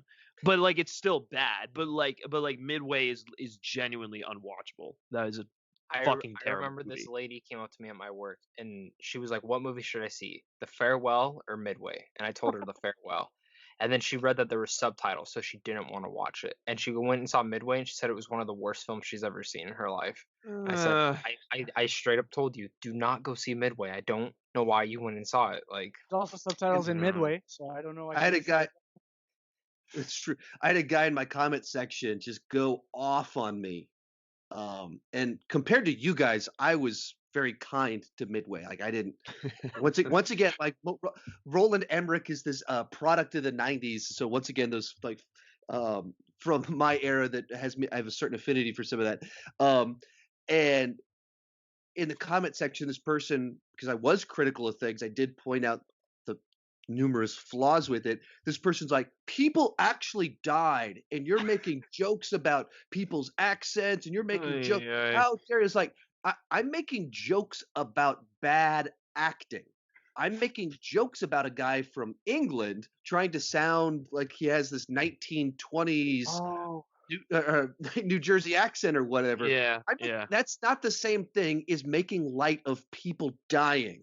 That's exactly. and it's just like this long rant. Like, no, you can't say that Midway is a perfect movie just because people died at actual Midway. That's not how that works. There's Ah, nothing Pearl in that Harbor film is that's like, perfect, guys. yeah, right. There, yeah, never people mind. are. What are you gonna do with them? What are you gonna do Yeah. with them? All right, this is going to become a half MCU, half Gerard Butler episode, and we couldn't be happier about it. But we are going to now go into, I'd say, a little game that Zach and I prepared for our guests. We asked them to present us their pitch for their own MCU movie, be it not a movie, be it a movie, a phase, a TV show, story arc, character, whatever. We allowed them to go wild, and we will now let them unleash the beasts that they created. Why don't we start with you, Sean? Okay. Spider-Man No Home. An R-rated Spider-Man movie, as all kids want. Or it doesn't have to be R-rated. Okay, but it's more serious. After the events of Spider-Man Far From Home, he's on the run, or on he's in this weird spot where like obviously government people, there's people that know that he's innocent, but to the public they just see the bad guy. This is also a post-blip world where half of the people in the world lived in this Mad Max post-apocalyptic world for 5 years, and the other half were in Normalville. Or they, I mean, it was just like it just snapped, and where they suddenly appeared in this post-apocalyptic world, not realizing everything that had just happened. So things are crazy. So back in New York City, a couple of cats decide that they want to try and get control of things. Up on the public view side of things, Norman Osborn has decided that he's the new Tony Stark that needs to try and gain order and control of everything. And so he's starting to do all these tests and everything to be this superhero person. Like he thinks he's going to save he's the real deal. Not Mysterio that just wants the fame and pretend it doesn't know the stakes. Like Norman has some actual positive motives. He's just also driven by ego and lack of restraint and things like that. And then he does want to control the city and everything like that. So there's a lot of like intricate kind of motives in it.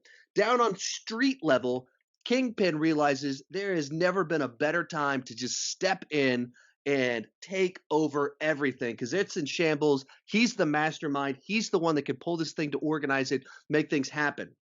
But each of them realize that there's a serious threat kind of in town now, and that's Spider-Man. That whether he's is a killer, whether he does have this Edith thing, if he's just a superhero, he's the one threat to them. Kingpin, being criminal level, he decides that he's just going to hire Kraven to come in and take out Spider-Man, and brings Kraven into town. And through all this, like there's the public battle, like Peter Parker doesn't even know what to do because he really has no home. Up on this above level, mastermind guy, Kingpin, up here, Norman Osborn, also trying to work the system. He brings in this other fellow, Frank Castle, the Punisher, and tells him that Spider-Man is a killer and that you need to take him out. And so Kraven and the Punisher, for different reasons and in different ways, are coming after Spider-Man. All the while, in the midst of all of this, because of his legal troubles, Peter Parker has a new lawyer, Matt Murdock, who, unbeknownst to him, is Daredevil. And the reason Matt Murdock is helping this person that can't afford all of this help is because he's a superhero himself and needs to get in close to this guy that he thinks is innocent. And he knows that trouble is a brewing because he's been looking into this Wilson Fisk person. So all of this leads to our third act to the movie, where massive showdown. Eventually, Punisher realizes he's been hunting down the wrong person. And so you get a big showdown with Green Goblin, Kingpin, Kraven. versus Daredevil, Spider-Man, and Punisher. You've got machine guns, you've got knives, bows and arrows, you've got sticks, webs. It is just chaos, all to save the city. And then in the end, the Sinister Six are formed in a post-credit scene. Wow. Spider-Man there No you go. Home. Why does I- this feel like this is probably going to be the third film? I Dude, mean, I hope Marvel's so. going to listen to this. If they And do they're gonna anything else, if they do anything else besides this, it's going to suck. I mean, I want to see this. The biggest thing about that is Sony heard your pitch and said, "We Yes. love how many villains and characters you put Yes. into it." Yes. So, and it's the third film too, so we want that to happen. Cram it all in there, all of the villains. And it does have the magical count of 3 villains, which Yes. is something that Mhm. Sony loves. For And the if you third, want a love triangle, we'll bring Gwen Stacy into the mix with MJ. Oh man. did Might you as well. did you think of any castings for any of the characters at all, Okay. besides Pablo Schreiber? Pablo Schreiber is our Craven. Ever since The Purge, we've all wanted Frank Grillo as the Punisher. I think, and Yeah. he's old, like he's like 57, but you watch him on Instagram, that dude is jacked. Dude, like he's he's the new Stallone. Like he's got that Stallone horse steroids or whatever that's just like he's more jacked than we'll ever be. And so I think he could still come in there and just be this, obviously he can be intense action guy. Who else do I need to cast in this? Norman Osborn will go.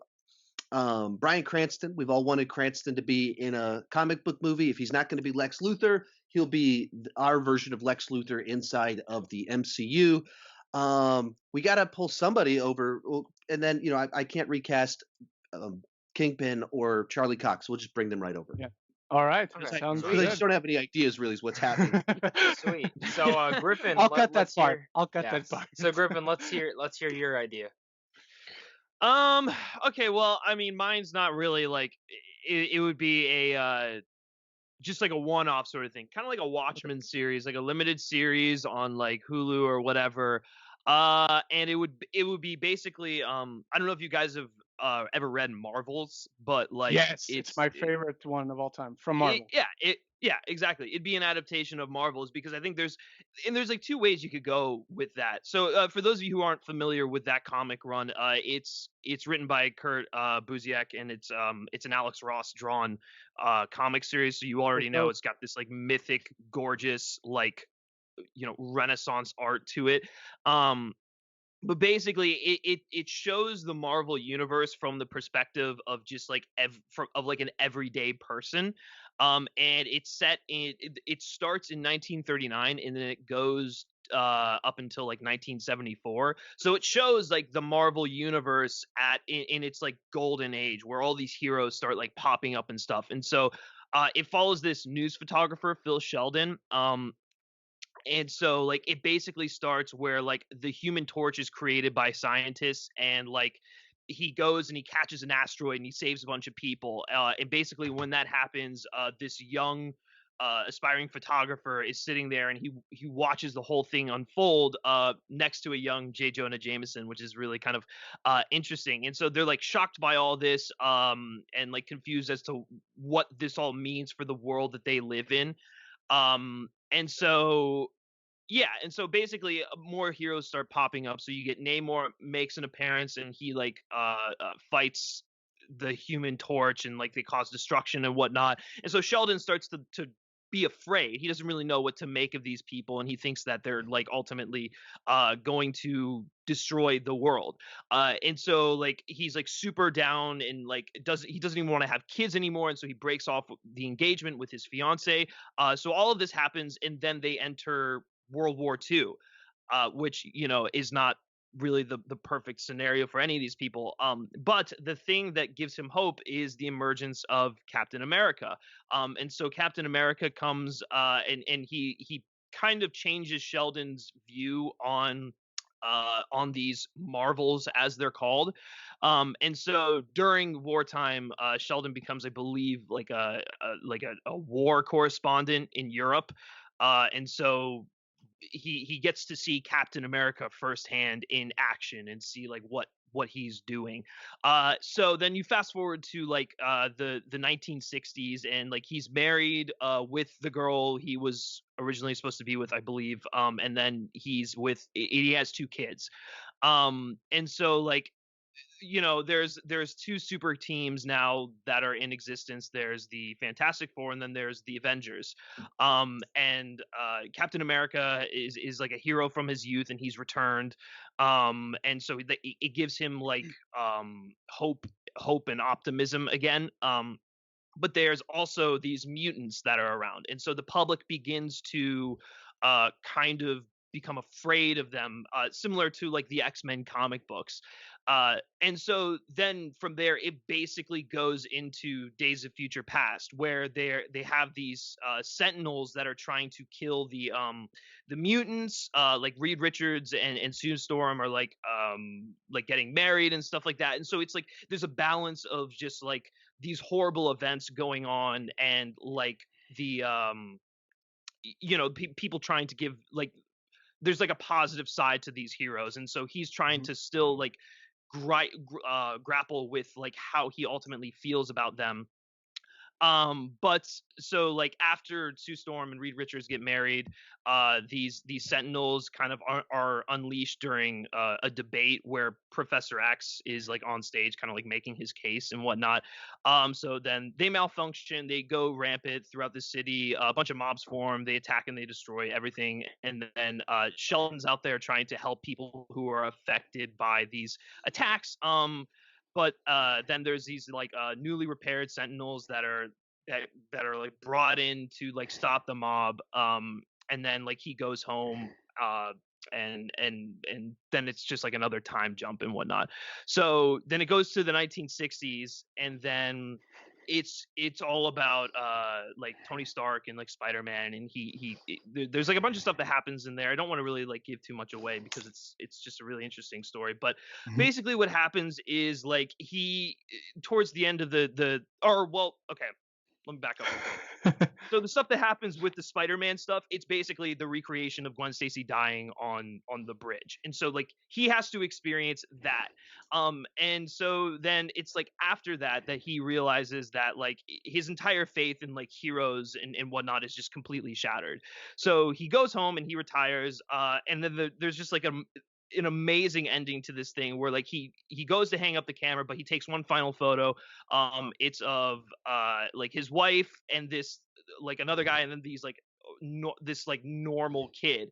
And he doesn't know it at the time, but this normal kid goes on to become Ghost Rider, and then that's when like the entire like thing ends. So it's just like a really interesting examination of like how these people kind of view these gods coming in. Is very Watchmen-esque. It kind of reminds me, they're like shades of like some of the stuff Zack Snyder tried to tackle with BVS, but less subtle.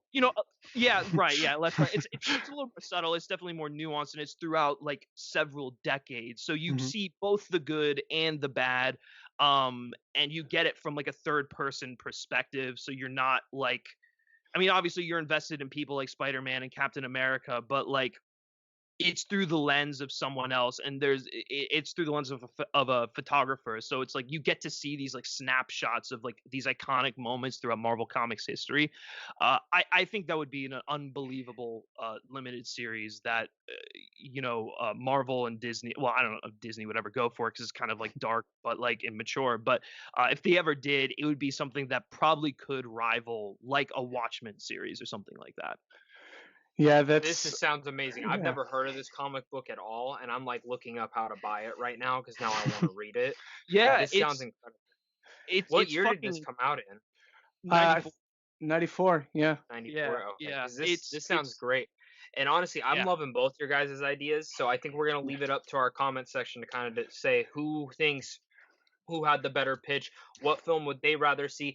I think there's a way that we could actually see both of those happening inside the MCU, to be completely honest. Yeah. I think, Griffin, your idea actually works really well for Disney Plus, to just have this normal person on the ground and kind of go through these different years. I think each season in a sense could be, you could do a 5 episode season. Each season could be a different time period of them kind of going about, and they could even do that way down the road once they've had all these characters established. Obviously we don't have Yeah. Fantastic Four yet.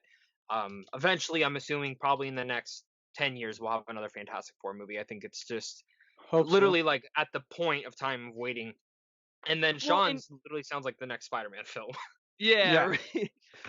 I will add one more thing to my idea. I think uh uh there's a way you could do this idea in the present day MCU. You could basically try. I mean, you probably couldn't go all the way back to like Captain America's like birth or whatnot, but like if you set it like maybe a little bit before Iron Man, and you maybe during the events of Captain Marvel, and then you go through the MCU as this guy on the ground level experiencing everything. There is a way to do that where you get the same effect as this comic book with what the MCU has already established. Yeah, it would be a pretty good show, and like you said, now adapting to fit the MCU, it'd be a pretty cool way to have a new perspective on the Infinity Saga as a whole, and have the guy from Captain Marvel, maybe not Captain America, but Captain Marvel or Iron Man, up until the events of Endgame. And I think so Fantastic Four and X-Men, I think before possibly doing this show, you'd need to introduce those would- in their yeah. movies.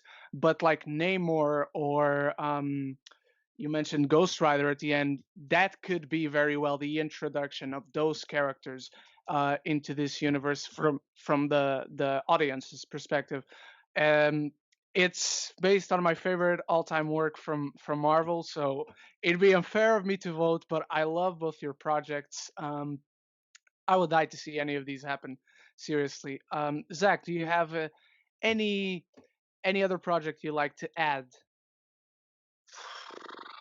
Oh my god.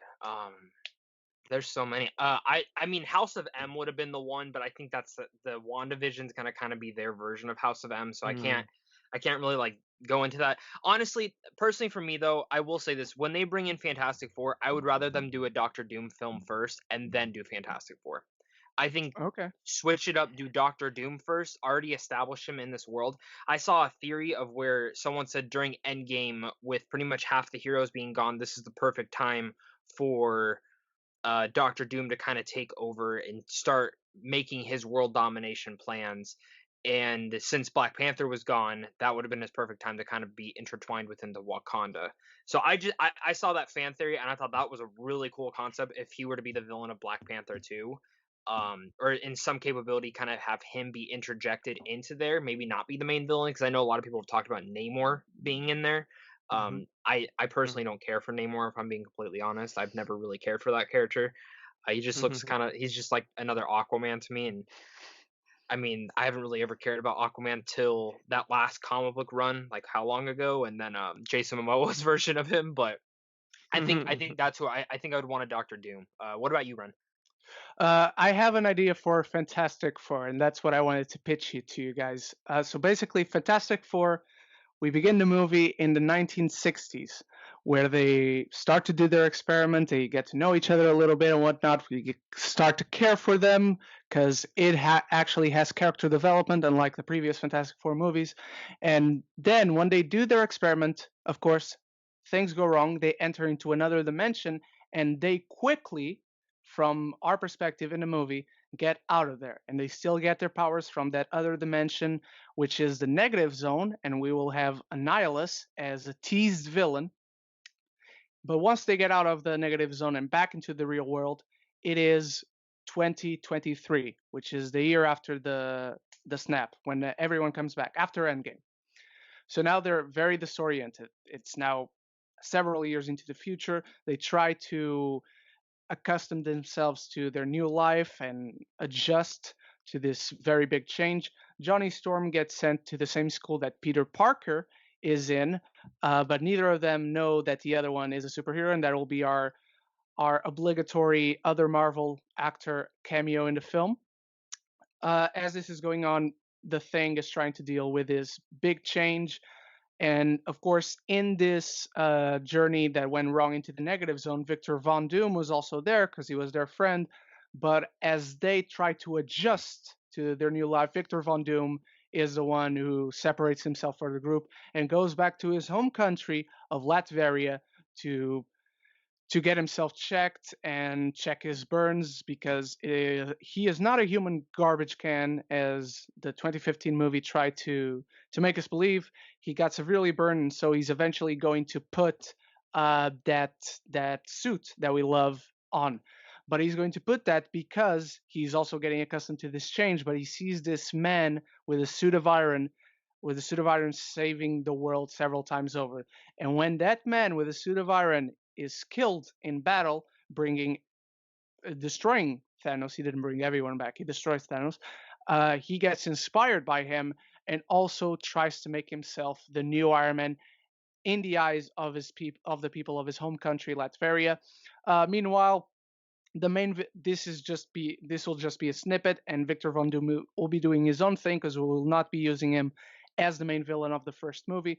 The villain of the first movie will be Mole Man, who is someone who wanted to be in the experiment as well, but they wouldn't accept it. He's not smart enough, and trying to prove he was a brilliant man, as brilliant as Reed Richards, as Victor Von Doom, as Sue Storm, he develops technology that allows him to talk to the mole people, and he becomes their king, and he will be our villain. I love it. I think those are like, and that's what I kind of want. Also, the way that when you just brought up the trash suit, I wonder if Kevin Feige like looks at the old Fantastic Four movies and just goes, "What the hell happened? What the hell happened?" I think he must, at least a little bit. Like he must. I don't know. But I love our dream projects. I think these are all great ideas. I think me and Ren really want to say thank you guys so much for joining us on here. It does mean the world that you guys would take the time come join us. Also, big shout out to getting the flick pick over on your guys' podcast. When does that episode go up? Let the people know what days does your guys' podcast go up? Where can they find it at? And where can they find all of you guys at?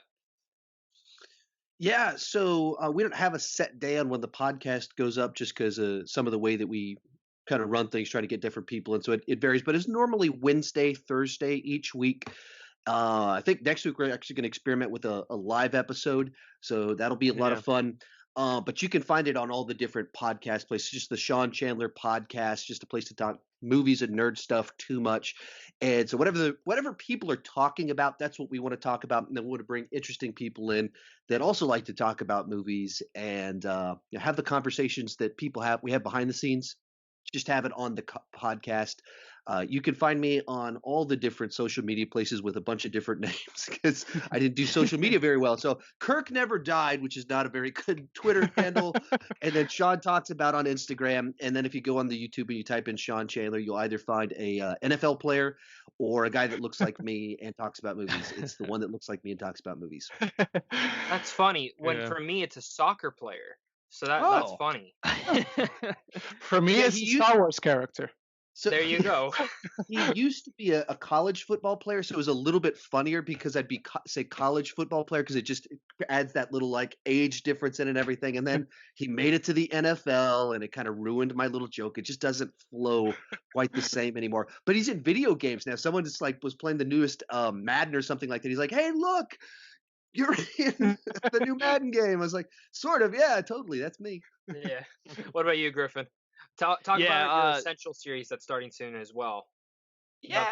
So So I do a series I call Film Essentials, where we basically we pick a topic and we discuss like the essential films you should watch if you want to better appreciate or understand this. And so like Superman Red Son is out, so I got my buddy Owen from Owen Likes Comics to talk about the essential DC animated films you should watch if you are feeling if you want to see stuff that's like in a similar vein to Superman Red Son. So that should be coming out this week at some point in time. You can also find me on the Sean Chandler podcast, just dicking around and talking movies. You can also find me, Zach, we also have the Westworld show. Yeah, we do the Westworld after show. So if you watch Westworld, you can find that over on the Film Speak channel, along with a bunch of other movie related content. And then if you like me specifically, you can find me on Twitter at Griff Schiller. Awesome. All right, where can the people find you, Zach? Just everywhere Zach Pope, except on Twitter. That's the one place where I did Pope the King. Someone in like 8th grade made me that, and it's just kind of been something I've always kept it as. But yeah, just type in Zach Pope, you'll find me over there, or a soccer player. So that's pretty cool. And then Ren, same back to you. Before I tell everyone where they can find me, I would like to announce, and I think you'll agree with me, Zach, that we are officially uniting both our guests, and they are Yes, officially Geeks of the Roundtable along Yes. with us. So thank you for joining us. I hope yes. you guys have a safe journey back to your land and wash your hands and all that sorts of stuff. And of course, this episode was made possible for all the money Disney sends us our way to talk about MCU. Otherwise, we wouldn't be able to make this episode. Right. So thank you, Disney, Very true. for paying us to make know. these episodes. You can find me everywhere at Ren Geekness. I'm the one guy who keeps the same name always. I have to change it up to be a little bit more dynamic. But once again, thank you, Sean. Thank you, Griffin, for being here. Always awesome talking to you guys and talking MCU. And we will see you guys on the next episode. So until then, love each other and love the movies.